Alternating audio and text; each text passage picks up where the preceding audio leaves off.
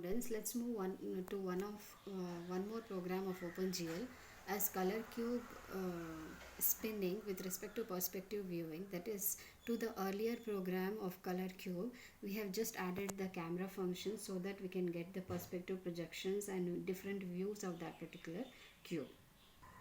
Yes, just moving on to the program, we have header files here, as you can see. Then we have provided the vertices and colors with respect to vectors. We have provided an x, y, z coordinates for all 8 vertices of a cube. We have provided different values. You can see here.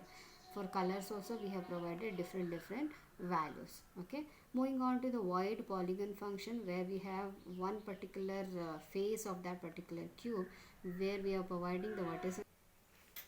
In white polygon we have int a, b, c, d at that particular instance of a cube. So where that square will be visible, we have provided 4 vertices of that particular square. We have given gl begin of gl underscore polygon primitive and providing color and vertex values to those vertices with respect to a, b, c and d. And we have end gl end of that polygon function. Moving on to the main function, we have in argument counters and vectors here, and glut initialization of those address of that counters and vectors. Then glut in display mode. In display mode we have buffers as double buffer we are calculating here.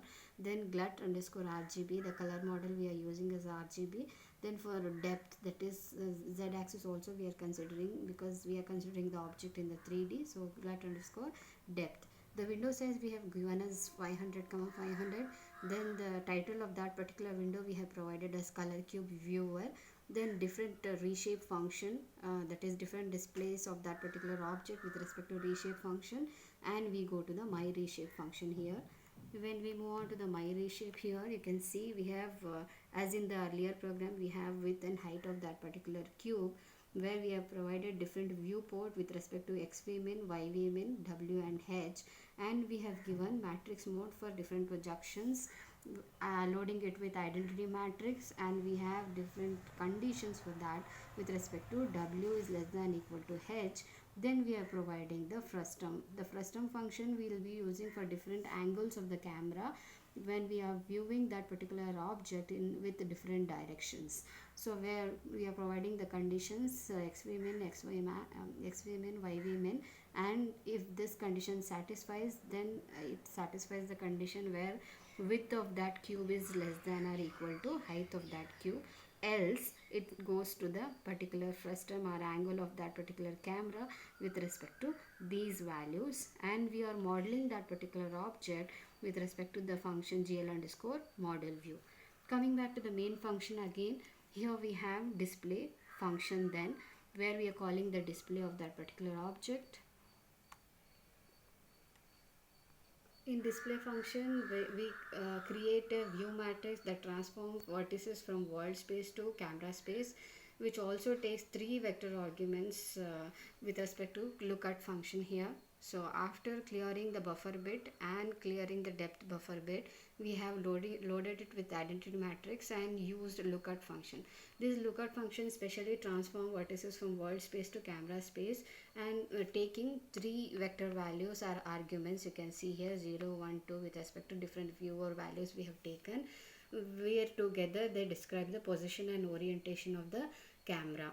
And we are rotating that angle with respect to axis 0, axis 1 with respect to different color formats.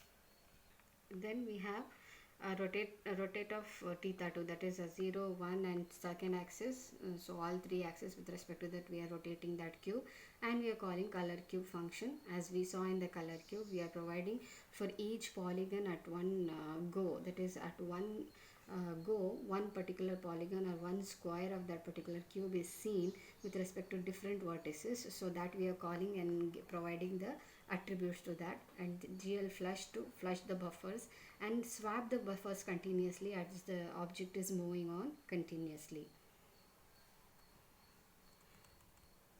Moving to the display function again after my reshape. After display we have mouse function, with respect to mouse. So we can go to mouse function. You can see in mouse function we have provided left button, right button and middle button with respect to and values, and so that we can provide, if this condition satisfies, we can provide axis 0, axis 1 and 2